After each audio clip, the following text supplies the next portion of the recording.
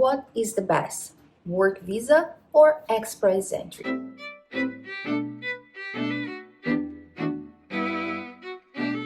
Hi, I'm Prila and I'm here in Canada under the work visa, and my husband and I, we want to apply to express entry, and I want to share with you why. The express entry gives you the permanent residency, the famous PR. With it, you receive most social benefits that Canadian citizens have access. As for example, bank fees. If you are a PR, you don't need to pay the same fees that people under the work visa and the study visa, for example, has to pay. Let's say that it's easier financing, paying for your studies, and more. Another benefit of having a PR, in my opinion, is that you can live, you can study, you can work. If you have specific visas, for example, the work visa, you mainly can only work. If you have the study visa, you mainly can study.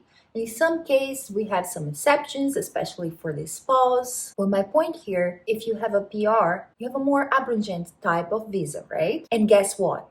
After having your PR, you can apply for your citizenship. If you are already a permanent resident here in Canada, you don't need a work visa to work. Consequently, you can seek protection under Canadian law and Charter of Rights and Freedoms. Every person has a different circumstance. Maybe you prefer the work visa and you need to keep on renewing it, or other type of visa. When you have the permanent residency, you have to renew it as well when the time comes. But as I said before, with time, you have the opportunity to apply for your citizenship here in Canada. So for us, we see more benefits on the express entry becoming a permanent resident than having only the work visa. If you want to drive from Canada to the USA, for example, if you have already your PR, I think it's less bureaucracy than having just the work visa or the study visa. You have to prove more things like